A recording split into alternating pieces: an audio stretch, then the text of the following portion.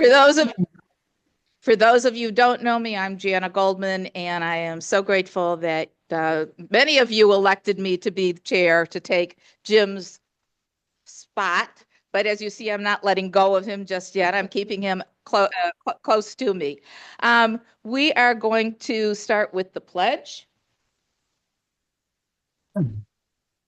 So I pledge allegiance to the flag of the United States of America and to the republic for which it stands, one nation, indivisible, with liberty and justice for all. Someday. All Amen. right.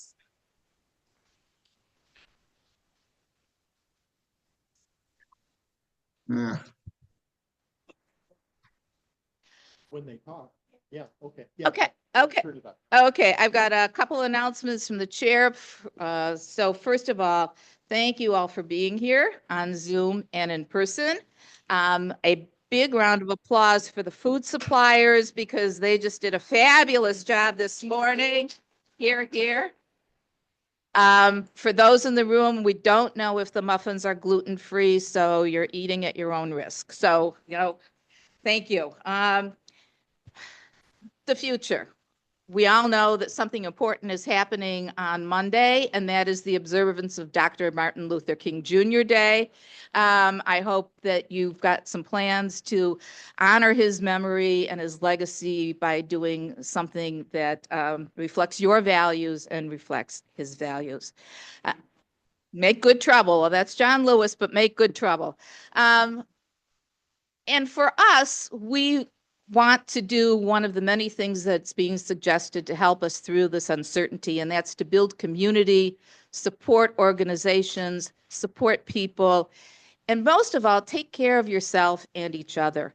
We're going to be talking a little bit more about this with the board on what our next steps should be, what actions we should take, how we can better serve all of you and keep each other close. So if you have any suggestions, please either let me know through benzedemocrats@gmail.com or talk to a board member.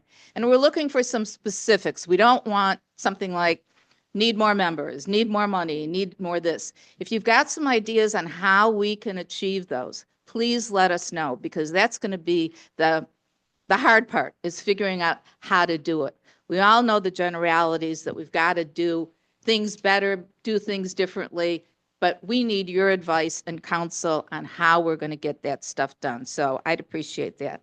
Any comment, Jim? No. Okay. The big thing, one of the big things, is we are going to continue our movie nights.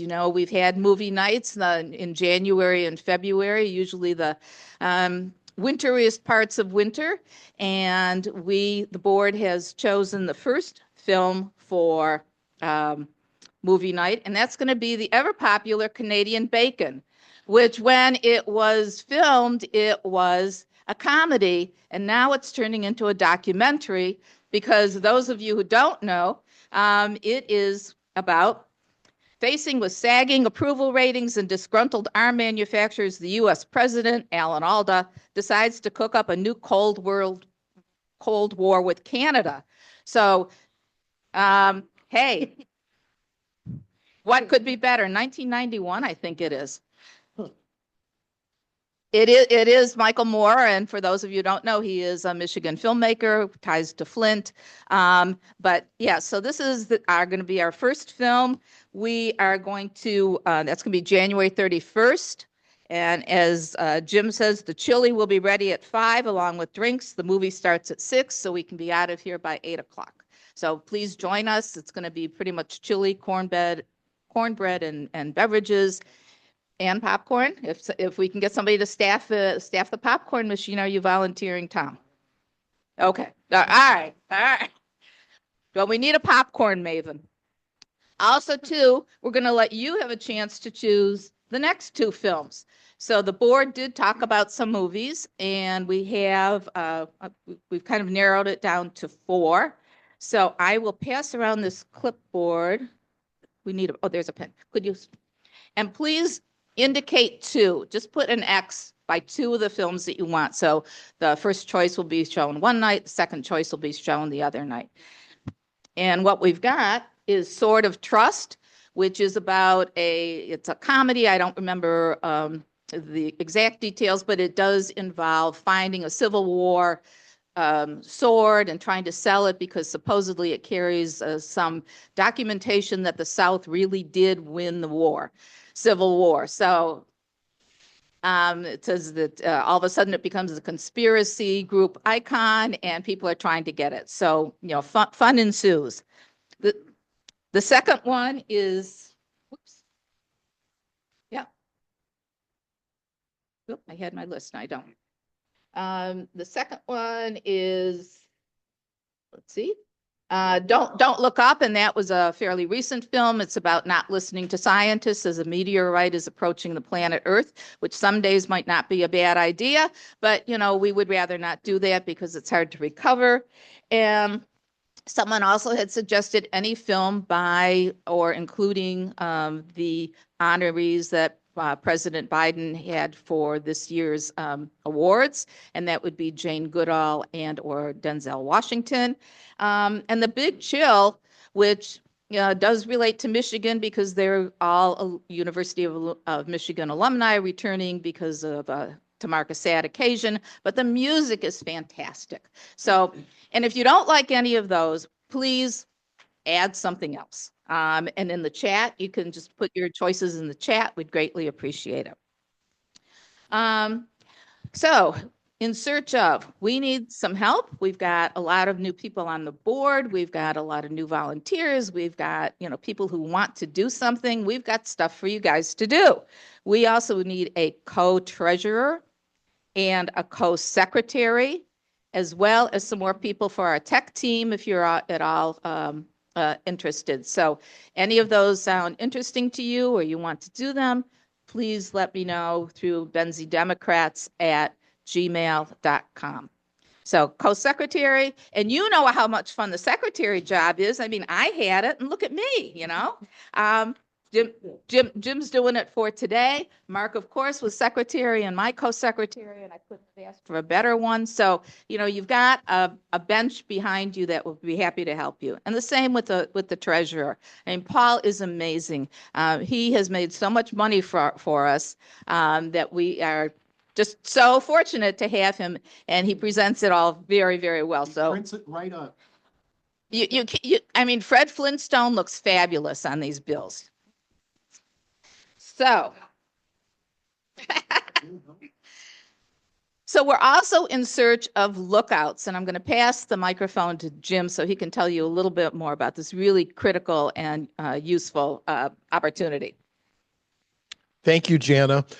We haven't really officially welcomed Jana yet as the new chair. Let's do that right now.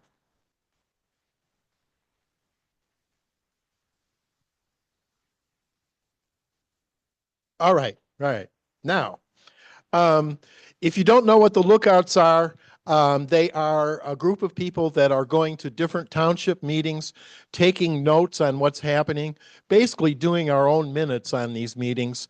They are then sent in to our editor, who edits them into a format and sends them, this is important, sends them out just to the people in that township. So if you live in a township that isn't being covered by any of this, and there are several, we'll talk about that, you don't see these.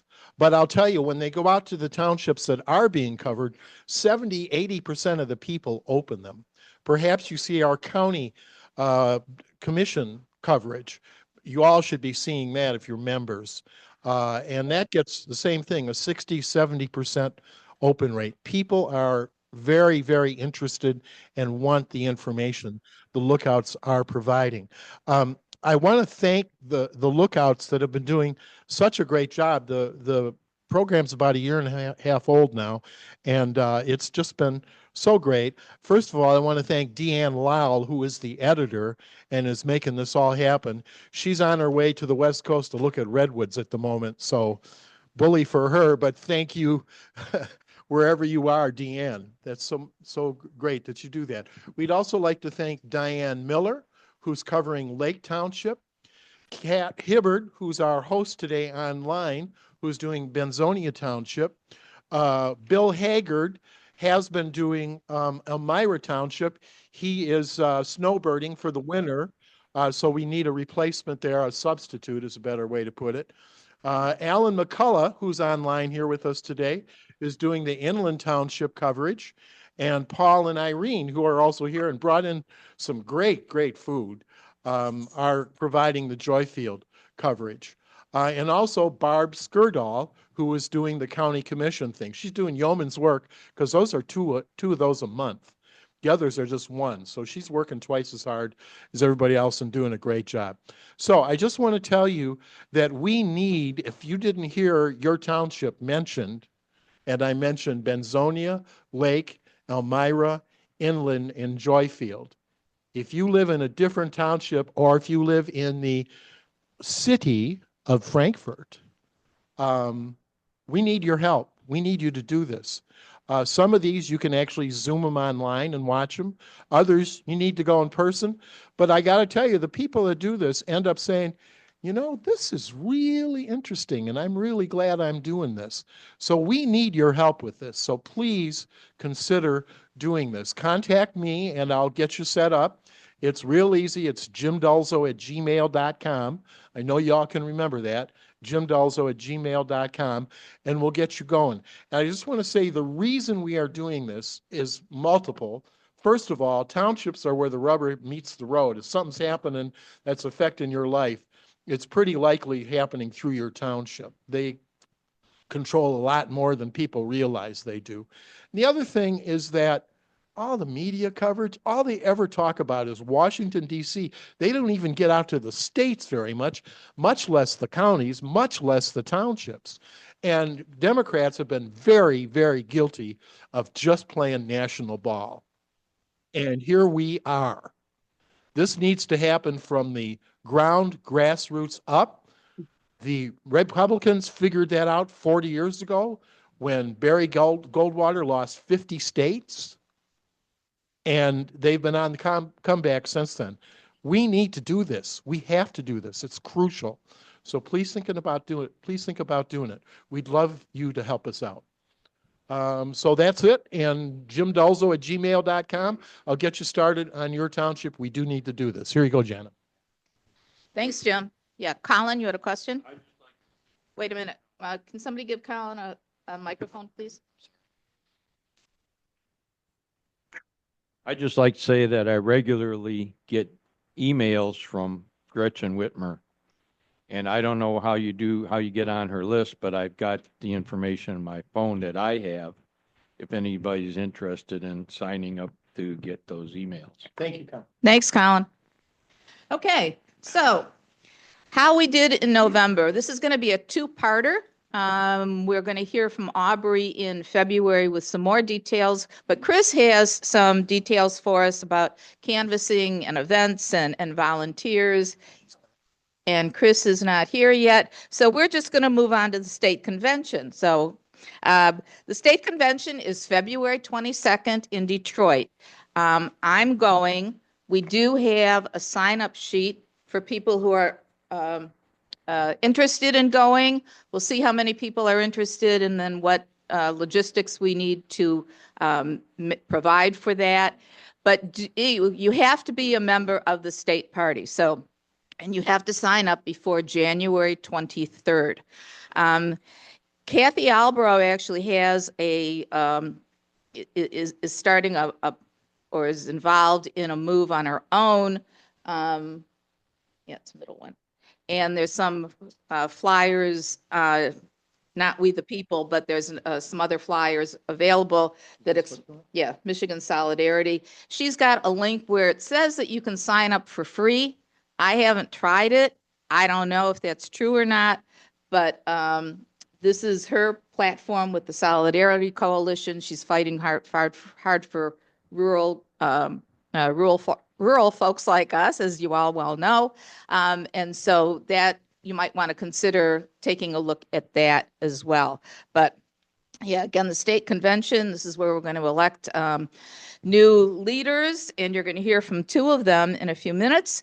And And if anybody wants to go, I'm going, but I'm going down a few days earlier and staying a few days later because I'm going to visit some friends down there, or else I'd be happy to take people with me. But anybody else, just, express your interest on what's going on. If you're in the chat on Zoom and you've got an interest in going, please let me know who you are and a way to contact you, and we'll get in touch. Thanks. So speaking of the state convention, we've got 2 of the 3 candidates. And are they here? Okay. Great. This is to take Lavora Barnes's spot. This is the top Democrat in the state. And the 3, the 3 candidates are Curtis Hertel, Al B.J. Williams, and Mark Ludwig. Only Curtis and Al responded to our invitation to speak today, so that's who we're going to hear from. And we'll go alphabetically, so by last name, so we'll start with Curtis. Thank you very much. Can you hear me?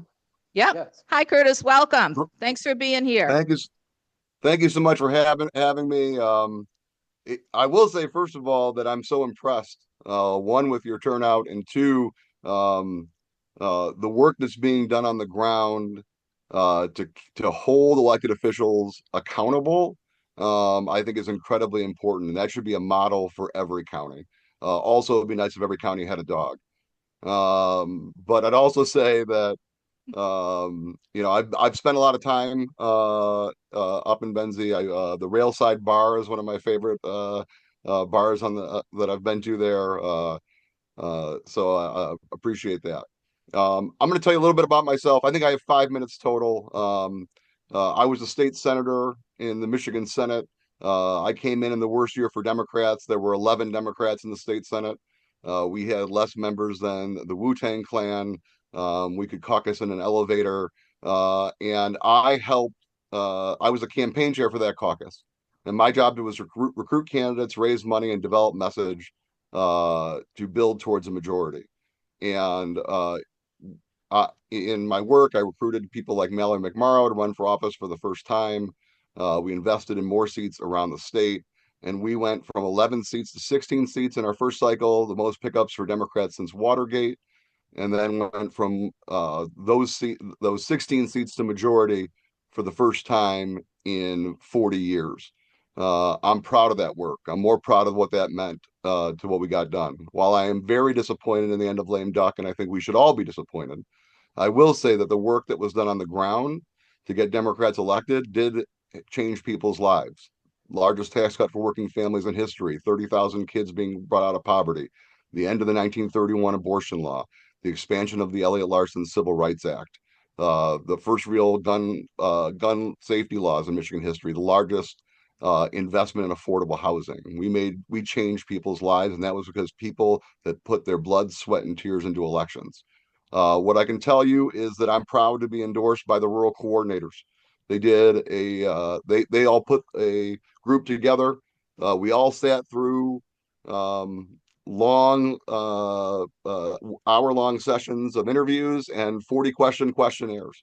And they did that because of some commitments I've made to rural Michigan. And the reality is we can win blue areas, but if we are not doing better in rural areas, we will continue to lose elections statewide. We have to make investments. Some of the investments that I've agreed to, for example, Project 83 is great, but the fact that we have one coordinator for 20 some counties across Michigan does not actually help. We need 2 more coordinators. I've agreed to hire those in the first 3 months that I am in office. We are going to fix our broken membership system. When you look at our membership system right now, we are down to 12,500 members from 20,000.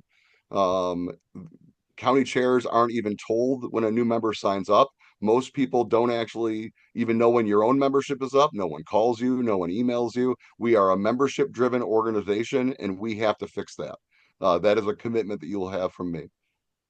We have got to fix the one campaign. The one campaign cannot be just about the top of the ticket. It has to be about all the races that are important. It needs to be about the state Senate races and the state House races. It needs to be about county commission races and township races. It needs to be about school boards, the places that are actually making the biggest difference in people's lives. I think that is an incredibly important thing that we can focus on. The One campaign has got to stop hiring people from out of state to run our campaigns. We need to be invested in our own communities. We need to be training our own people.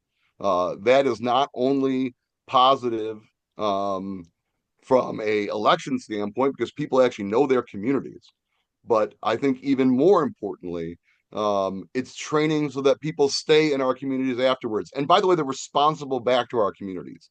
So if you're not getting questions answered, if they're not handling an election correctly, if they're not respecting people on the ground, they got to stay there afterwards, and I think they'll be more likely to do that.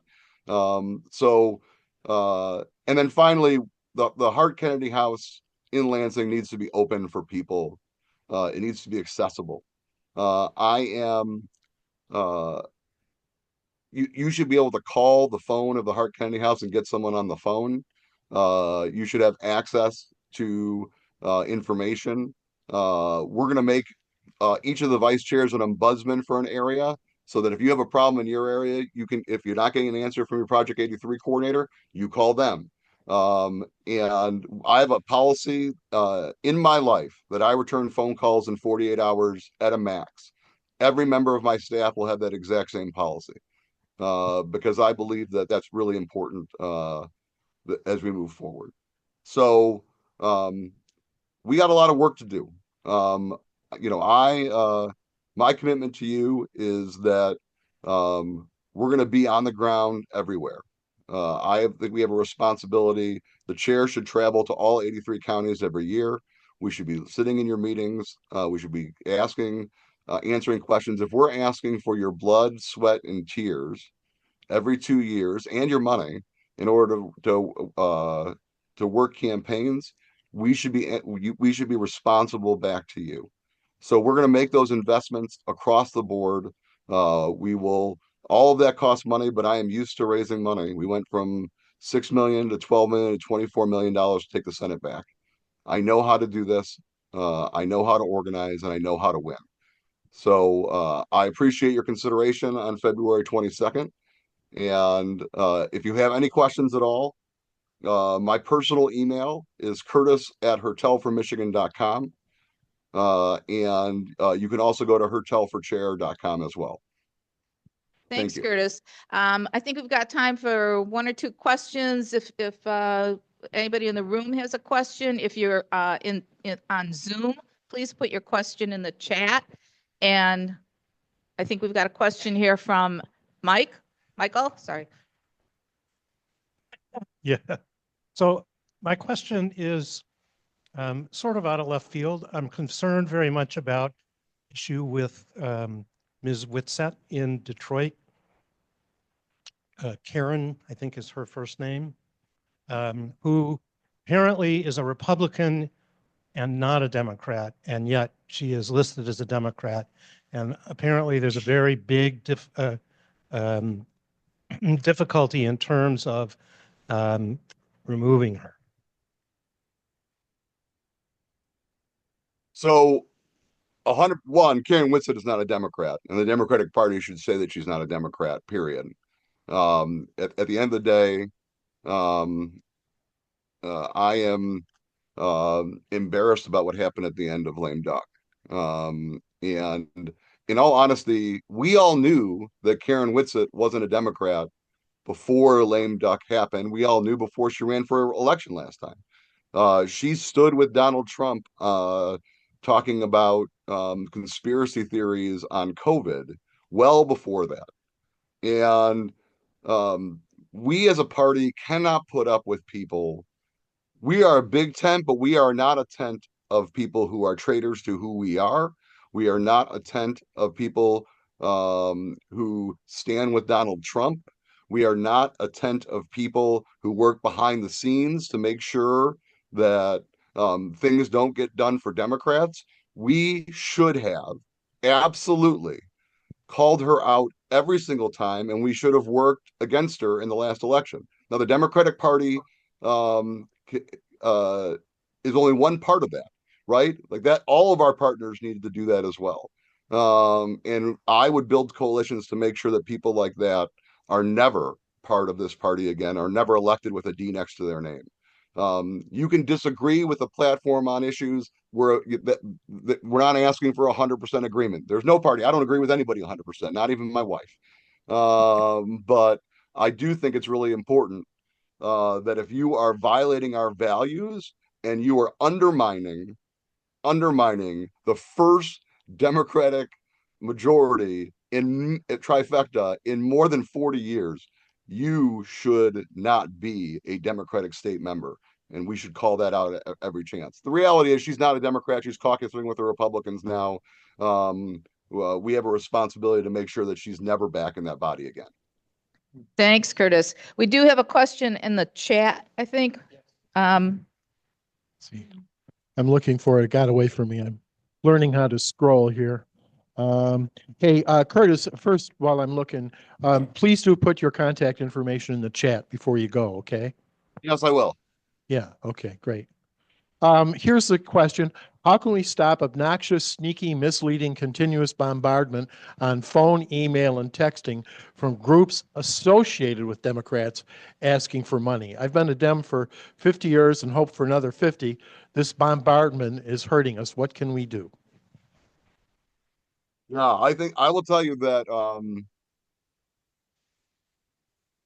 I am incredibly frustrated with how um, the end of last election happened. And what you have, honestly, at this point is people create super PACs at the federal level because anyone can create them. No, They Lizzie, can name go out them. here. I'm sorry, what was that? Somebody wasn't on mute. Margot, could you please put yourself on mute? These super PACs can name themselves whatever they want, and then they can raise money from them from people. I'm still getting messages about the King Act, although I support the King Act, and asking me for money, saying we have 4 days to pass it. The King Act died in the last legislature, so it's not even an active piece of legislation right now that we're all getting text messages about trying to get us to give money. Um, there needs to be better regulations on this for sure. I think as a Democratic Party, what we can do is work with outside organizations to ask them to stop, call them out when we see misleading things, and try to get messaging to Democrats on some of these places um, that are not actually helping on Democratic causes and raising money. I also think that we have to have a real conversation with all of our candidates. What we're doing right now isn't working. I understand that money is the root of a lot of politics. I understand that it's needed in order to actually pay for things. Um, but I can tell you that it's actually bad for campaigns. There was a national reduction in small dollar donors at a significant level in the last month of the campaign. A significant, and I attribute that not to a lack of enthusiasm, because I still think a lot of Democrats were enthused. I saw it as a um, as a frustration of epic proportions of getting so many calls and texts, and at some point it burns people out. And if it gets worse as we get closer to the election, not even, by the way, just the request for money, everything else too. I mean, I got 10 text messages in the last 2 days to vote. I was running for Congress and have voted every election in my entire life. I probably didn't need 12 texts. At some point, all of that becomes exhausting.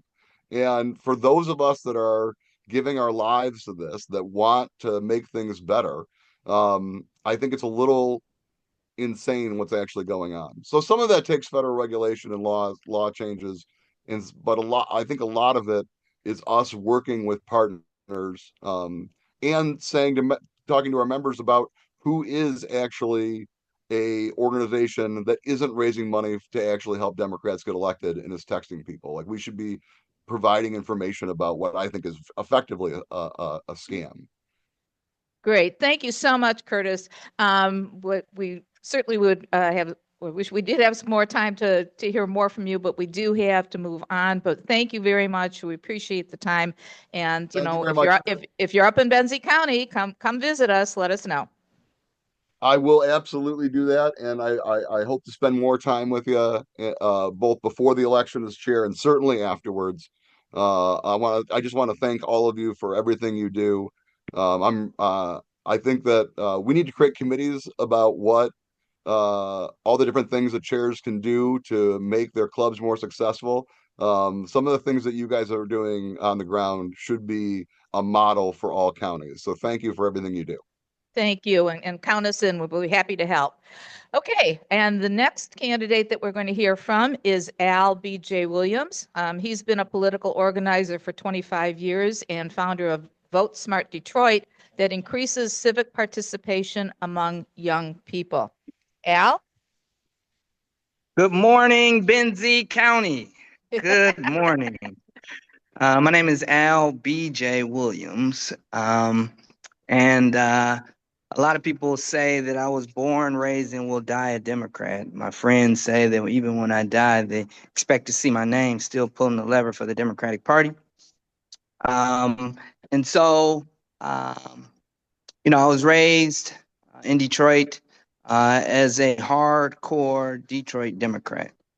I was the kid at 5 years old passing out literature with a T-shirt on saying if I were 18, I'd vote for this guy.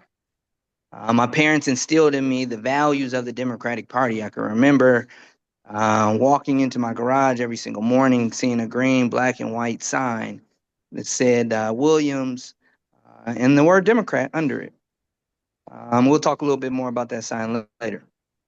And so I knew at an early age the values of the Democratic Party, equality, inclusion, standing up for those who can't stand up for themselves, making sure that we are fighting for the resources, natural resources, and making them available for everybody. And I grew up believing in those values. So I became a young Dem at a young age, recruiting more young people to be in the Democratic Party. I've been growing this party most of my life. I became a precinct delegate after graduating from Morehouse College. My alma mater is the same place where Martin Luther King went to school, and the same place where I learned the importance of organizing and social justice. I worked in the state legislature, not only here in Michigan, but also in places like Georgia and Pennsylvania. So after coming home, getting back into the Michigan Young Dems and becoming a precinct delegate, I kept recruiting more precinct delegates.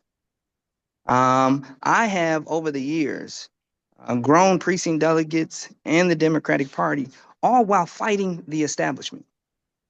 Yes, it's okay to be a Democrat and fight the establishment. Mark Brewer served as the chair of all chairs for 22 years. I've been a precinct delegate so long. I was a precinct delegate when he changed the roles of what a precinct delegate is. It used to be a time that precinct delegates were the only ones, including with elected officials, that had the power to nominate at the convention, nominate for lieutenant governor, secretary of state, attorney general, all the boards of universities and colleges, and the state board of education. Mark Brewer changed that, and I fought him on it. But I'm still a Democrat. I still grow and work to grow the party. And I have been recruiting precinct delegates ever since, helping them understand the difference in their role. Now it's a more of a community-oriented role. The party hasn't done that. I've been doing that as the executive director of the United Precinct Delegates for the past 10 years. And so I've done so much. Ran a statewide campaign to end emergency management here in Michigan, so I know how to run statewide campaigns. I've raised money, not for myself, but for other candidates, up and down the ticket throughout this state and this country. Last year alone, I raised $1.6 million for other candidates, not myself. And so I know how to raise money. I'm a business owner. I know how to hire good staff, and my staff knows my values, and they understand my vision. And so I talked a little bit about that green and white sign that I grew up seeing in my garage. I used to think the guy was my uncle. It said Williams, Democrat on it. As I got older and looked into who he was, I realized his name was Soapy Williams. Yeah. and he doesn't look like me. Well, in 1948, Soapy Williams won. And prior to Soapy Williams winning, the Michigan Democratic Party barely won anything. Michigan was considered a red state. And we were ran with no chairman. It was the state central committee that ran the Michigan Democratic Party. We were made up of grassroots organizations, a coalition of two grassroots organizations mainly.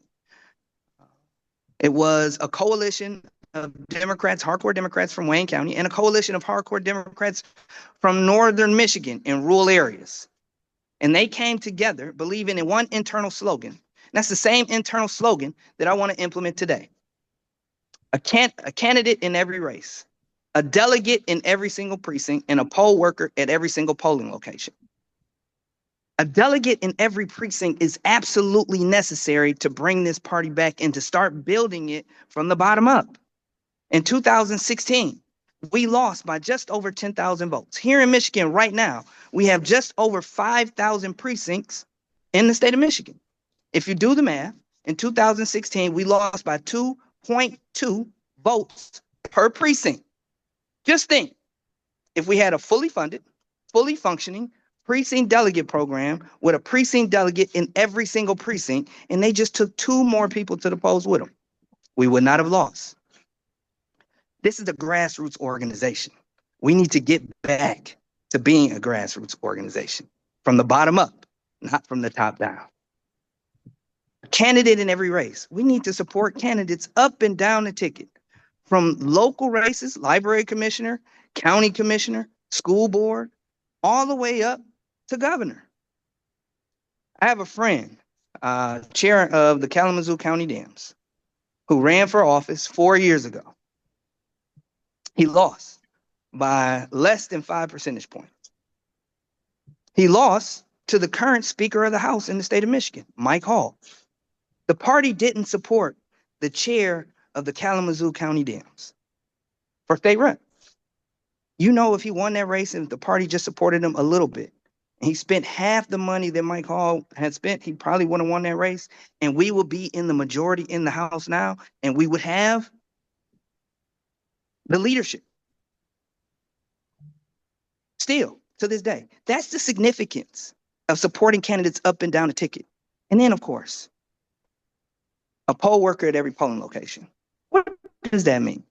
We can't have a poll worker at every polling location, nor a precinct delegate in every precinct if we don't have 83 county parties operating. Right now, Project 83, the organizers are great, but how do we even call it Project 83? And we don't even have 83 county parties operating. Iron, Loose, there are plenty of county parties that used to be operating that had hardcore Democrats fighting every single day. I was the membership director of the Michigan Democratic Party under Lon Johnson. I used to be excited about growing our party and growing our membership. You can find me in Benzie County. I was in Emmett County. I was in Sheboygan County. I was in Marquette. I was in Hillsdale, Monroe, Macomb County. Excited about growing our membership. I doubled membership in less than 2 years. I understand the value of our members. And yes, there is a free membership. It's a poll tax. I don't understand why we don't say this. It's a poll tax to charge anybody to be part of a political organization. So you always have to have a free option. That's one of the ways that I doubled membership. And you want to talk about elected officials. As your chair, I'm going to bring our membership cards back. I'm going to help our members understand their value. And yes, you're going to know when your membership is up to date. The card won't be free, but it will serve more than one purpose. It will help hardcore Democrats understand their value and their membership update, whether or not it's updated or not. But it's also going to help us check elected officials and hold our elected officials accountable. As your chair, I'm building a coalition. I will not be mad at bringing on Curtis Hertel. He knows all of the legislatures in the state legislature. They're his friends. And as chair, I'm going to ask him to walk in the state legislature with me and card check every single fake Democrat there is, not only in the state legislature, but in Congress. They do it on the other side. Just ask Justin Amash. When he went against the Republican or Trump values, guess what? He didn't get reelected. If Karen Whitsett don't want to show up to work, if she doesn't want to represent our values and vote for our values, then she's not a Democrat. And we need to recognize that and make it be known. And so, yes, I'm going to hold elected officials accountable. Yes, I'm going to double membership as your next chair. Yes, we will continue to build our party from the bottom up, not from the top down. Put a precinct delegate in every precinct, support candidates up and down the ticket, and make sure that we are providing the right resources for all of our leaders in every congressional district, county party, and club. What does that mean? I used to pass out manuals and train treasurers, chairs, and vice chairs for each club and congressional district. That used to be, we used to have a chairs call every single month. So there was a transactional relationship between the chair of the party and the chair of each congressional district, club, and county party. And so I would make sure that we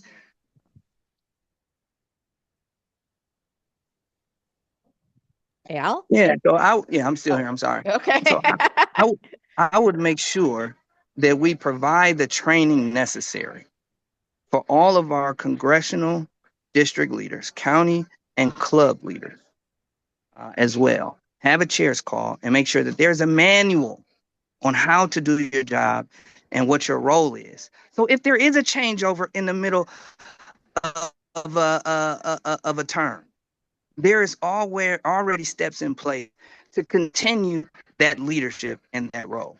That's one thing that we've gotten away from. We don't value our members anymore. We need to get back to that. It's too hard to be a part of the Michigan Democratic Party.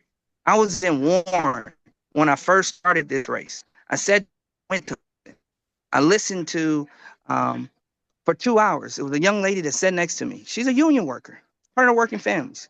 She was a United States postal worker. And in 6 months before the election, or after the meeting, she stood up in Good and Welfare and she explained that she purchased her membership 6 months prior to the election. And the only communication she received from the Michigan Democratic Party was a fundraising email.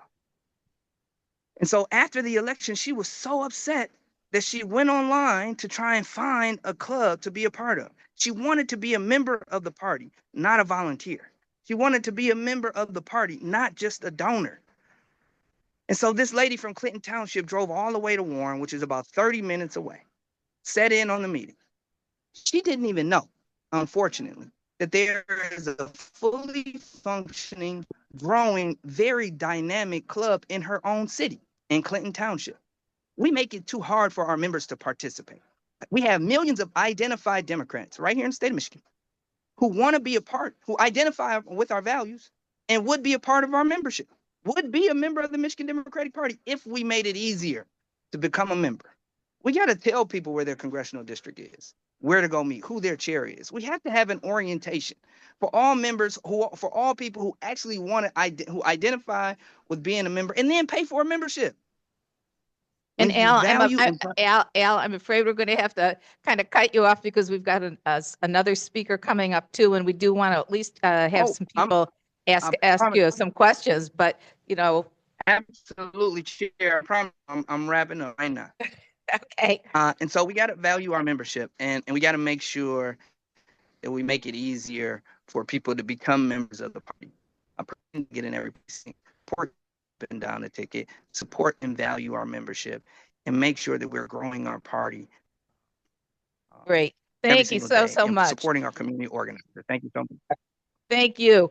And I think you were kind of breaking up a little bit at the end, but I think everybody got your message. And thank you so much for being with us. Can you just stay for a question or two? Does anybody have a question for Al in the room? Or if you've got one on the chat, just put it in the chat.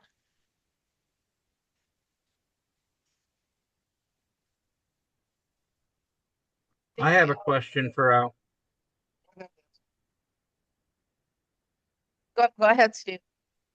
Okay, Al, I was hoping that we ran out of time. I was hoping to get Curtis to address this, but I would like to hear what you have to say about those of us that are state party members. How would you work to make it so that we that can't make the trips anymore to the state conventions, but still have voting privileges? We should have voting privileges. Absolutely. I think the party has become undemocratic. We need to make it easier for our state central committee members to participate. There's no reason, number one, why we have people on state central that don't even know their role. Secondly, there's no reason why we have state central committee meetings that people drive 8 hours to show up, and it's a 10-minute meeting that's already been decided. And so I want to make it easier for all of our state central committee members and party leaders to participate by bringing in a virtual option. We did it during COVID. How are we a democratic organization with a disability caucus, and the disability community can't even participate from a long distance? If they can't make it to a state central meeting, then we're holding them out. They're not participating. We have to be serious about being more inclusive and stop being so hypocritical about being Democrats. If we are true Democrats, then one of our values is being inclusive. We have to be serious about making sure that everybody can participate. That means we need to add a virtual option to everything that we do so that anybody can participate, even if they cannot travel or don't have the ability to travel. Great. Thank you. Thank you so much. And thank you for being with us. Please come if you're in Benzie County, come visit. In the chat, would you please put your contact information, your if you've got a campaign website, places where people can contact you, and please come see us. We'd love to have you. And a round of applause for both of the candidates. Remember, thank you so much for. Thank you so much for spending some time with us here on this wintry morning. Stay well. All right. We were talking about money in campaigns. Money is I'm not even sure what to say that would be appropriate for a family audience. But anyway, we're going to hear from a candidate who's got a suggestion on how we can deal with money in campaigns. And seeing this was a suggestion from Tom Reichart for the speaker. Please, if you've got any suggestions for speakers, let us know. You won't necessarily be put on the hook to introduce them, but we put Tom on the hook to introduce Greg Coleridge. Thank you. I became aware of this group in the last few years, and ever since the Citizens United decision back in 2010, we have seen a tremendous inflow of PACs and a lot of money from wealthy people and corporations that seem to be drowning our voices out as individual voters, as citizens. And I really was upset by that, but I didn't really know what we could do about that because it's a Supreme Court decision. Well, one of the only answers really is you'd have to amend the Constitution in order to clarify what that means.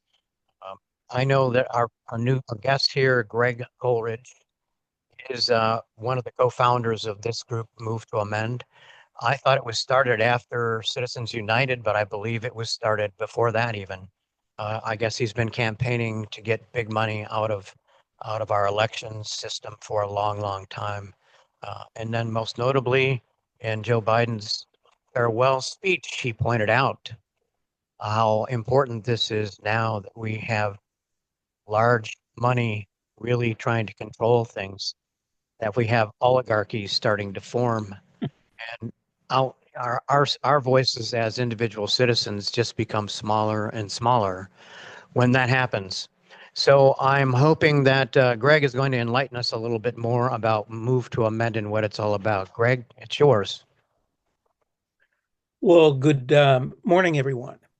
Appreciate very much the opportunity to be here. Thank you so much, Tom, for having reached out. Hopefully you will not regret inviting me to speak. Thanks so much to Jim for helping organize this, and Jana for, I guess you're the new co-chair, all of you for inviting me, and all of you here this morning to attend this. I guess you've been talked at for a while. We'll try to limit the continuation of that. Hey, you could be elsewhere this morning, right? Rather than being here For example, you could be home right now, sort of cleaning your living room in preparation for the inauguration come Monday, right? I'm sure all of you will be tuned in all day for that. No? Jesting, I am.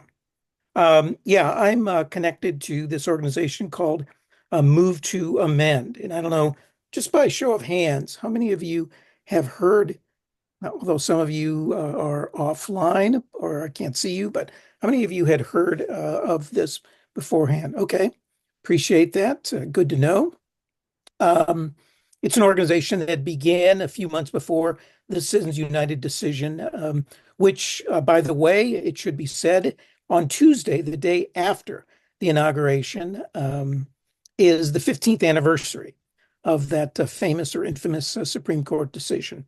That, it should be said, expanded, didn't create, as many people believe, but expanded the power and the rights of individuals and corporate entities to donate, or I think a much more descriptive word, invest in our political process, but also expanded the power to, by investing, corrupting the political process. We had plenty of corruption of the political process before. This just ramped it up deeper and wider. I think I've been given permission. I have a very short video that I wanted to share with you, 4.5 minutes. It's produced by Move to Amend, called Why We Need the We the People Amendment. The We the People Amendment is the amendment that our organization is promoting to end not only Citizens United, but the two constitutional doctrines that preceded and still exist and still would exist, even if tomorrow morning Citizens United was reversed. And those doctrines are: one, a corporation is a person, that goes back to the 1880s, and two, that money equals free speech, that goes back to the 1970s. The reversal of Citizens United would not change one iota either of those constitutional doctrines, which is why the We the People Amendment deals with abolishing both of those decisions made by the Supreme Court. Just a word, if I might, before I go to the video. I've been doing this work involved in dealing with money in politics really for the last 30 years. For about 34 years, I worked for a Quaker-related organization here in Ohio. I'm just down the road from all of you in greater Cleveland area. And that organization was called, it still is around, called the American Friends Service Committee, a Quaker social action organization. And AFSC worked on a variety, still does, variety of peace, justice, humanitarian concerns. And I, like many good activists, and maybe many of you who are not exclusively working on party issues, but working on trying to promote and advance and create solutions to various problems, find yourself, as I found myself and still do in working on individual issues, constantly, forever playing defense, constantly responding, reacting, and resisting. Responding, reacting, and resisting is important when there are problems to be dealt with, to try to, if you will, put out the fires. But if you're always forever playing defense, if you are for always forever putting out fires, you are never, ever sort of asking yourself and directing your attention to the arsonists, playing offense, not just opposing, but proposing. And I got involved, was invited to a group that was looking at sort of the antecedents of how we got into this mess that we're in. And it had to do with the power of money in politics, but also the power of corporate entities that have amassed this power to rule, to govern, to decide, to make decisions that overturn democratically enacted laws at the local level that we're going to get into. So that was back in the mid 90s that I got involved in that. And it really changed. It was one of those aha experiences that I ran into that really affected me. And it changed the kind of work I did after that, in focusing more on what I call changing the ground rules, focusing on overarching and undergirding decisions that really everything else is sort of based on. So with that, I'm going to, and that's what the We the People amendment gets to. So let me get here, share.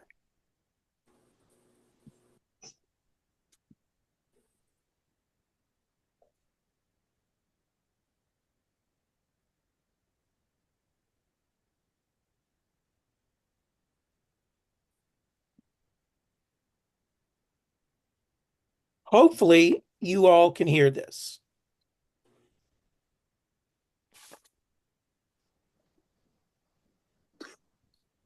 The Supreme Court of the United States has decided.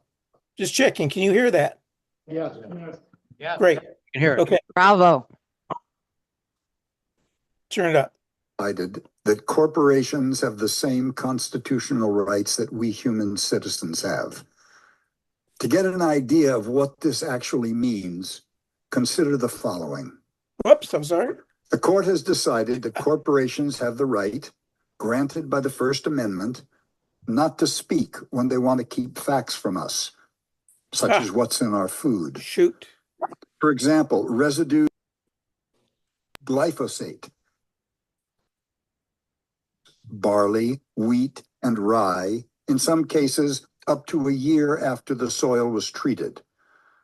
The companies whose food products contain these residues do not have to reveal that to consumers, based on a 1995 case in which the court ruled that dairies using bovine growth hormones in the production of milk did not have to label.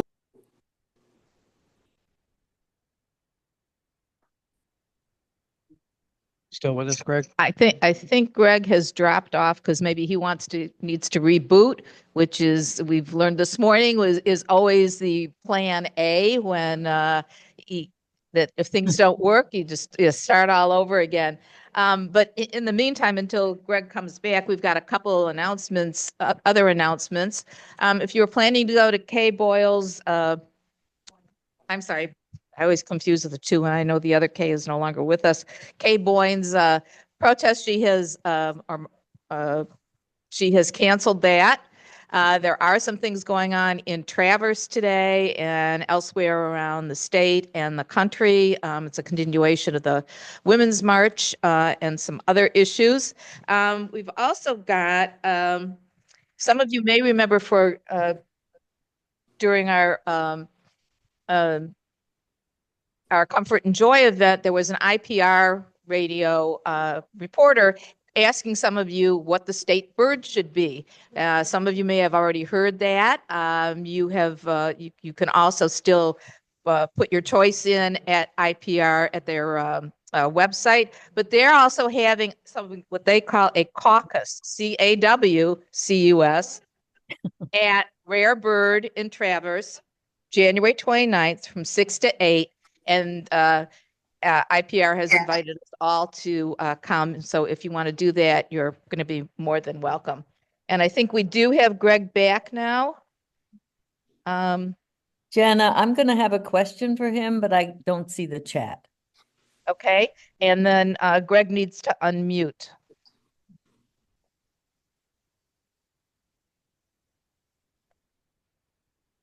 There you go. Okay, can you hear me now?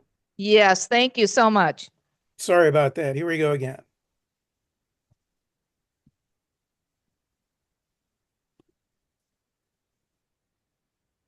The Supreme Court of the United States has decided that corporations have the same constitutional rights that we human citizens have. To get an idea of what this actually means, consider the following. The court has decided that corporations have the right, granted by the First Amendment, not to speak when they want to keep facts from us, such as what's in our food. For example, residues of the herbicide glyphosate have been found in lettuce, carrots, barley, wheat, and rye, in some cases up to a year after the soil was treated. The companies whose food products contain these residues do not have to reveal that to consumers, based on a 1995 case in which the court ruled that dairies using bovine growth hormones in the production of milk did not have to label the milk with that information. The courts also concluded that corporations have the Fourth Amendment right to privacy protection and therefore must never be subjected to surprise inspections for safety hazards or other malfeasance. A 1978 decision prohibited inspectors of the Occupational Safety and Health Administration, OSHA, from conducting warrantless searches of business premises.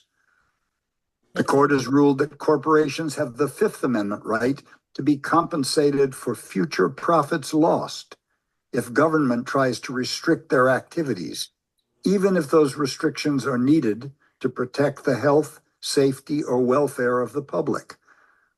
It can become financially impossible to prevent a business from damaging the environment if the local or state government has to pay the business the anticipated profits it could have realized were it allowed to proceed unregulated. The court has decreed that corporations are to be treated as persons and are entitled to equal protection of the laws under the 14th Amendment. As a result, local and state governments are prohibited from enacting laws which favor locally owned businesses and family farms over wealthy multinational corporations.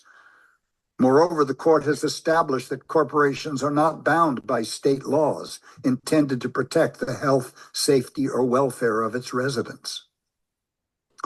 A corporation is basically a group of persons working to accomplish a purpose and is treated as a single entity in order to own property and to sue or be sued in a court of law.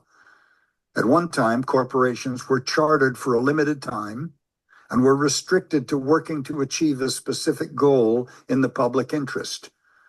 Today, corporations can live forever and may be created solely to make a profit for their shareholders. As the power of corporations has grown over the years, they have increasingly taken charge of producing and distributing food, water, utilities, education, healthcare, and other elements of human life. Having the sole purpose of making a profit for their shareholders while ignoring the welfare of their employees, customers, and the communities in which they're situated, they make a mockery of democracy and threaten our very existence. Incorporation can be a useful tool to organize society, but it only works for our benefit as long as corporate power is subordinate and accountable to a democratic state.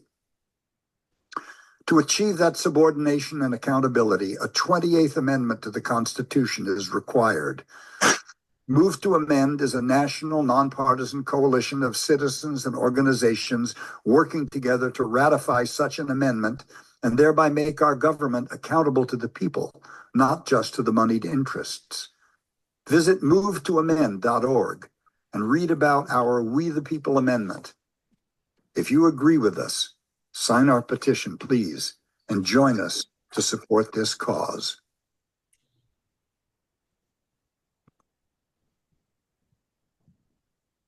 Oh, it was nice to hear Peter Coyote's voice again. He's very, Now, to love mentions that of voice. Donald Trump's presidency, we must understand the discontent that put him in. So Greg, are you still with us?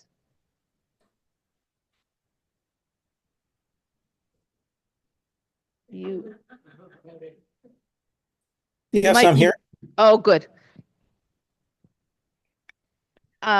Do you have more to your presentation, or are you ready to Well, take just questions? briefly, I wanted to go over, as that video tried to convey, the problem that we're dealing with related to not having an authentic democracy goes way back, well before Citizens United.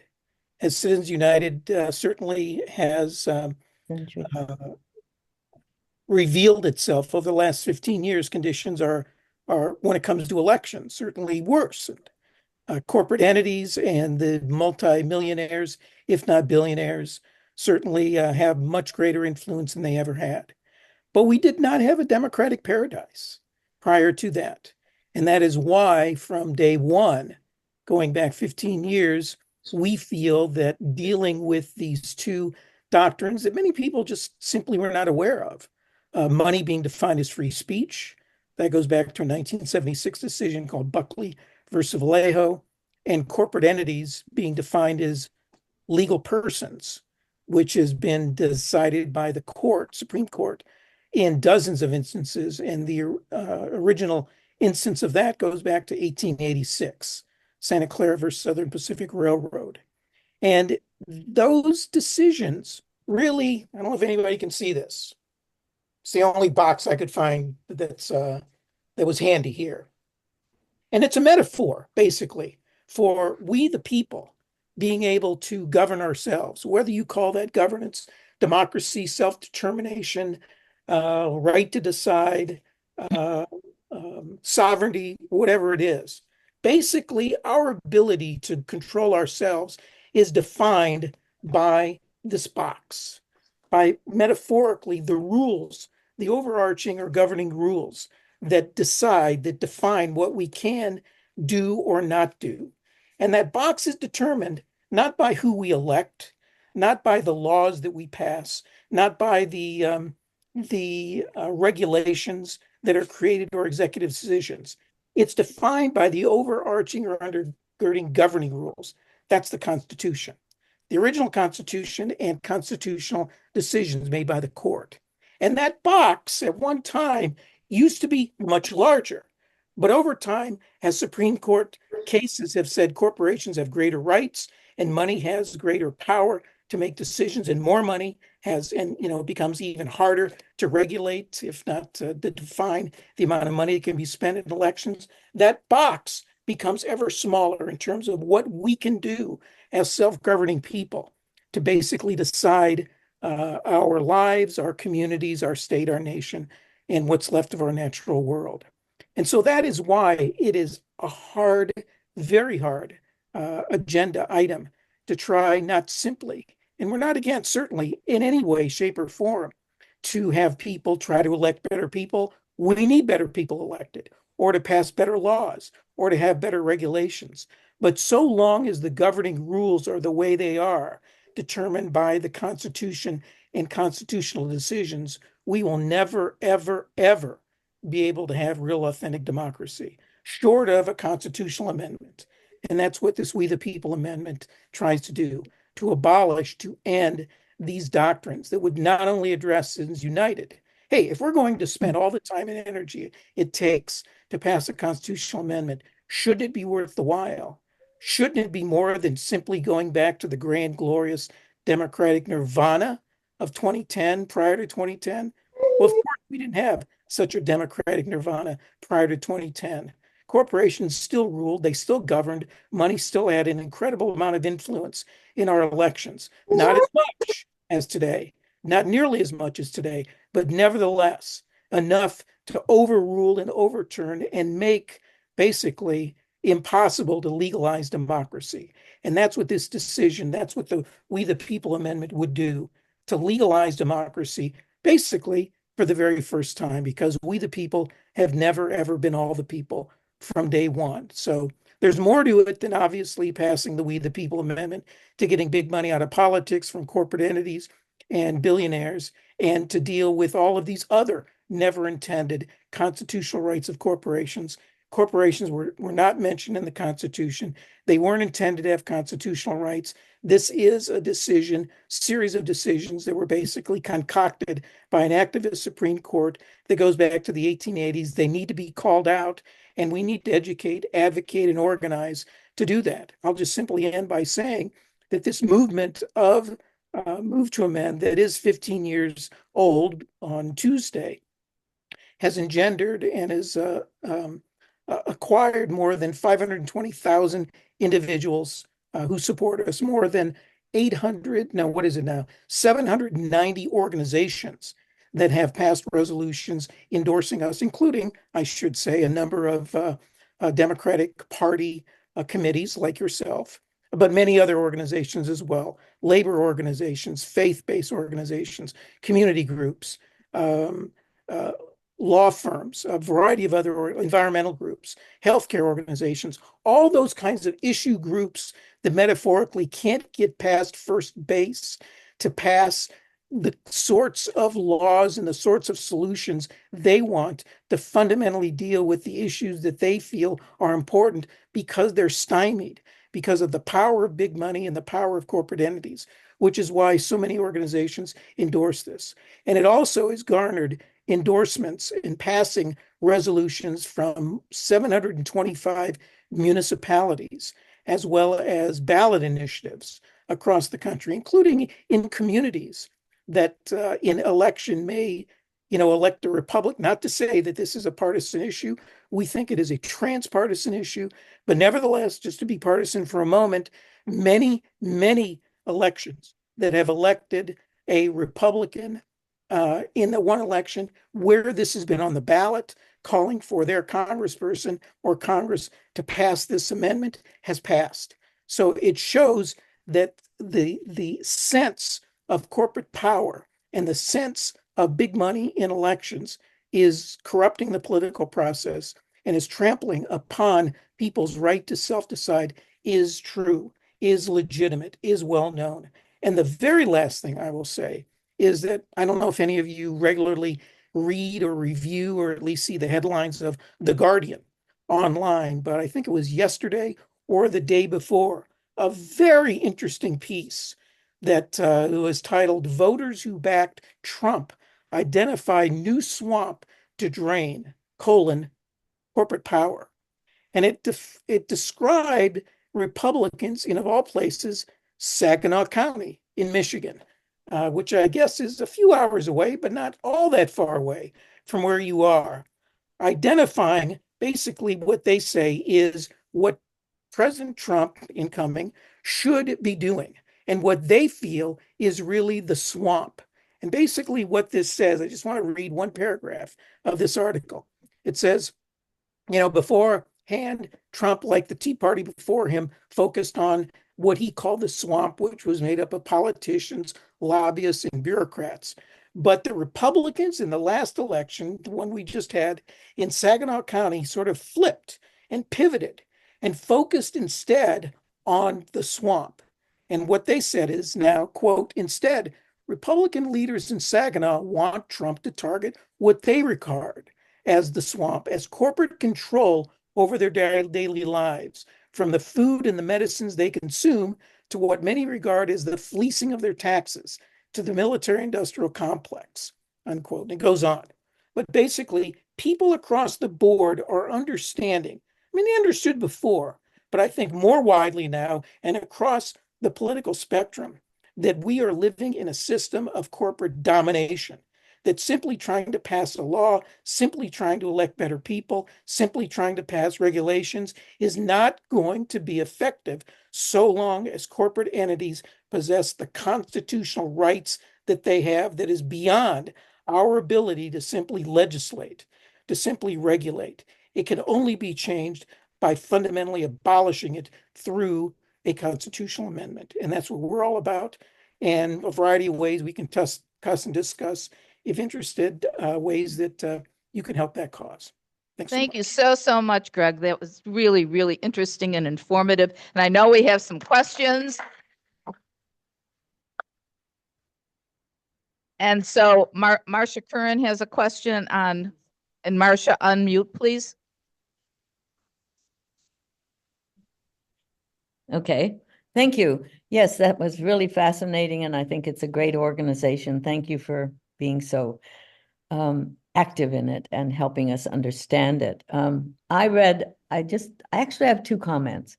I read a book by Tom Hartman many years ago where he analyzes the documentation of the corporations or persons ruling, and it really wasn't a ruling of the court.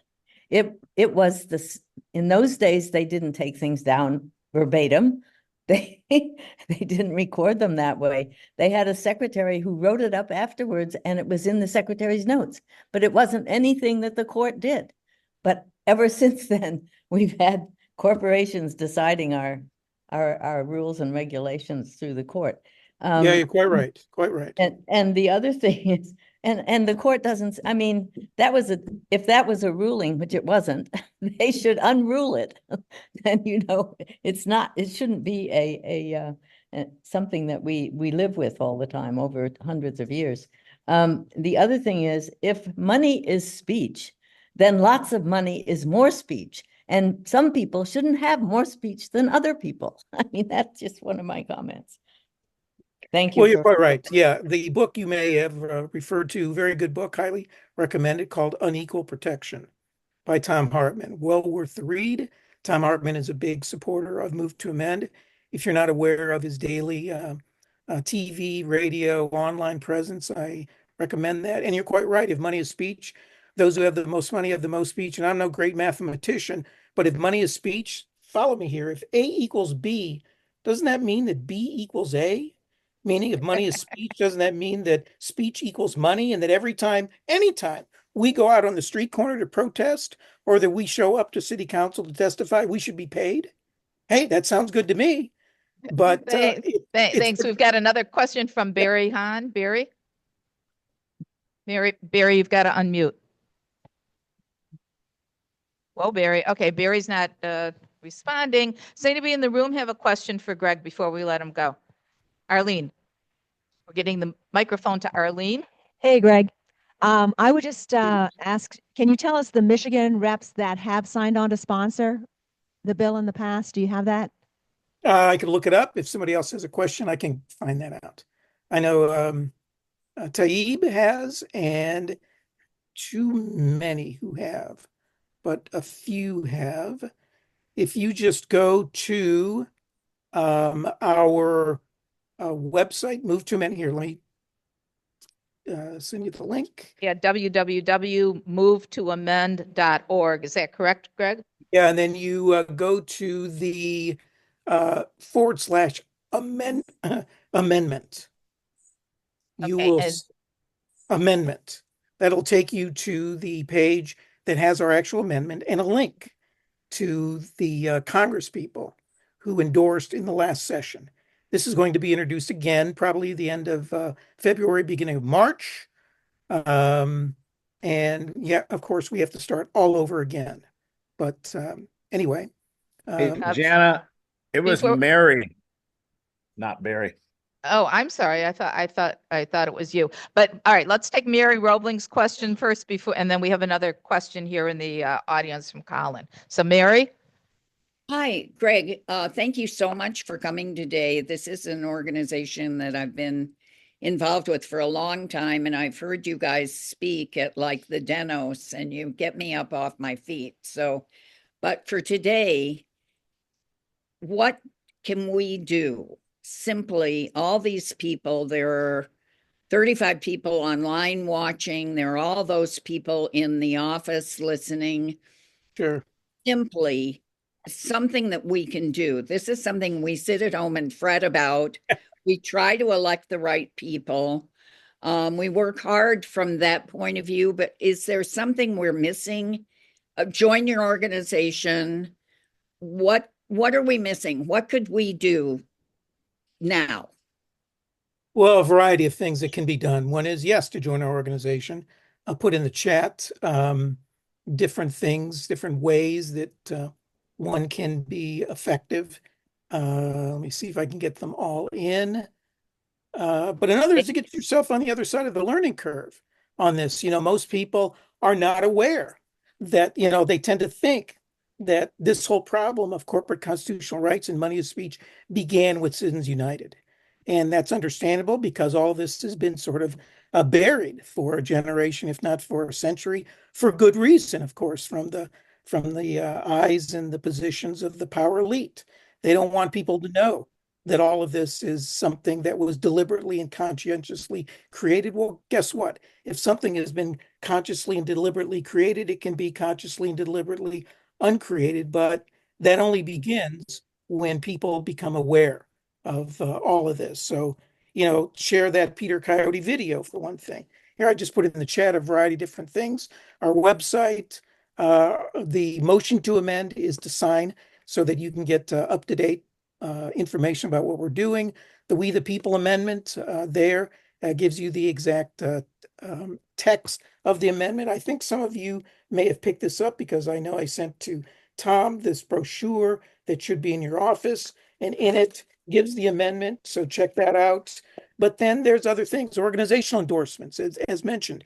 790 organizations have endorsed this, and why this is important to get even more organizations on board. And so if you're not just this group here, not just your county Democratic, if you're part of any organization that in some way is working on issues that intersect with corporate rule, with money in politics, invite them. And on that link is a form that can be filled out. And lastly, of course, hey, we are 100% supported at the grassroots. We don't take money from corporations, the super rich, big foundations, government across the board. So can help us out. Any amount would be helpful. And I'll put that Peter Coyote video in the chat as well. All you have to do is do why we need the We the People amendment on YouTube, and you'll get it. Thanks. All right. And everybody who's on the chat, you can save that chat by going up to the top of the chat. You'll see 3 little dots right after the should be up here after the title. And if you click on that, and it should say save chat, you can save it. Right at the top, it says save chat. But just remember, it will save the chat from when you started it to when you ended it. It won't save anything that you might have missed if you had to leave or something like that. So that's a way where you can, keep some of this good information for yourself. We, of course, will have it available. And Colin, did you still have a question, or did he answer your question in his statement? Microphone, yes. I just put the link to the We the People amendment. Great, Why thank we you. do the We the People amendment in the chat. Okay, with regard to the We the People amendment, I think I got a large. Hold it close.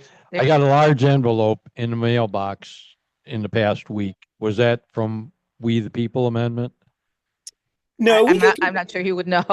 Yeah, well, we get confused actually with a Pardon? number of different groups. We get confused with a couple different groups. One is Move On, different, and that another is End Citizens United. End Citizens United is actually a political action committee, PAC, that has given money to Democrats that accept corporate PAC money.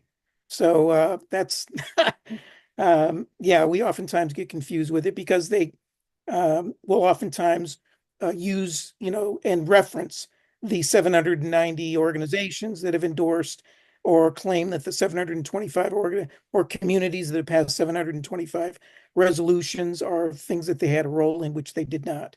So we are different. Move to Amend is different than either Move On or End Citizens United. Okay, thank you very, very much. And I'm afraid we're going to have to cut this, end this really fascinating discussion. I know we've got people with other questions, and maybe Greg, we could have you back sometime, or if you're in Benzie County, if you come to Michigan, come visit us. We'd love to see you. I just put my email in the chat. Feel free to reach out if you want to cuss or discuss anything. Let me put my phone number in Great. as well. Thank you so much. Can we have a round of applause for Greg and all the good questions? And do check out if you have a chance, that article on The Guardian about the Saginaw County Republican Party that is we will now do that. all of a sudden sort of all for trying to deal with corporate rule, thinking that's what Trump's going to do. Well, I don't know about you, but I don't necessarily think that's really going to happen. But they're trying to tap in and they're trying to co-opt. And that, powers to be are always very good at co-opting, important issues. And they should not be co-opting issues that we're trying to deal with fundamentally. And hopefully you as well. So. Exactly what you said. Thank you so much. You've given us a lot to think about, ways that we can act, and we really do appreciate your time. Thank you. Thank you so much. Thank you for your time. Just one brief announcement before we leave. I think Arlene Sweeting has something she wanted to share with us. Come on up here. Sylvie, do you have something to say? Sylvie, our dog who came to visit was at the. Thanks, Jana. Hopefully all of you are familiar by now with Woo Woo Community Radio 100.1, our new community radio station in Frankfort and Alberta. So I'm interested about your Lookout program. We're starting on the morning show from 9 to 11 every morning. You tune in. We have 3 of our hosts in the room, Kat Ralston, Paul May and David Beaton, but we're starting a local government update section. I'll slow down. And and it's going to be at 10 a.m. And we reached out to all the government officials and all the townships and municipalities to have a call in to preview agendas coming up, to let us know what happened at their meetings, to try to keep people better informed about what's going on in local government. So that's one thing we're starting, and hopefully that'll kick off in February. But Jana invited me up here because we're also looking at doing a democracy film series in the spring and applying for a grant through the Humanities Council. And we need someone who is a humanities scholar, which really just means someone in the community who would be considered an expert. So it could be a retired political professor, political science professor, history professor, someone who would have expertise in democracy that would be willing to advise us on that project. So if you know anyone of that nature, please talk to me before you leave today. Thanks so much, Arlene. If you haven't heard Woo Woo is fabulous. They are doing a really amazing job. I know their scope is limited, but hopefully that's going to grow. And it only grows with your support. If you listen, if you participate, if you show up to their events. Anything else? Oh, Paul.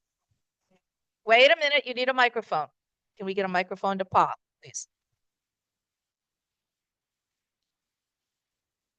Thanks. 5 days a week at 100.1 on your FM dial. You can listen to Amy Goodman between 8 a.m. and 9 a.m. and find out what's going on in the world.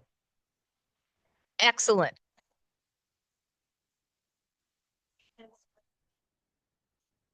That's right. Thank you. You can also stream it from the website if you can't get it on your radio. Spend some time, get to know the people, participate, and help support. Any last words? I know this meeting has gone on long, but I think we got a lot of, had some interesting speakers, people. Mitchell, and you need the microphone. Right behind you. Yes, mention was made earlier about things happening in Traverse City. Today, we are having a rally at the open space and also that's happening at noon and at 1:30 in Rotary Square, which is across from the post office, also downtown. We're having a march for Martin Luther King Day weekend. Excellent. Thank you, Mitchell. Also, coming up on Monday at same day as the official inauguration, the Grand Traverse Dems is having an event at Flapcat Ventures, which is in Grawn, Thomas Corners area, from 5 to 7. Leland Indivisible is also having an event from 5 to 7 at the old Leland Art Building. Oh, wow. Thanks for that, Mitchell. So, lots of things to do, lots of opportunities, and Michael Hertz has another. I just want to remind people of a national movement on Monday to deny the orange turd an audience on television. And what you need to do is turn your televisions on, every television set that you own, to a station not broadcasting the inauguration. It's really important. Animal Planet or the Cartoon Channel are what? All right. Anything else? Okay. With this, thank you all being here. This meeting is ended, and thank you so much. I'm so proud of all of you. Take care, everybody. Thanks for everybody being on the chat.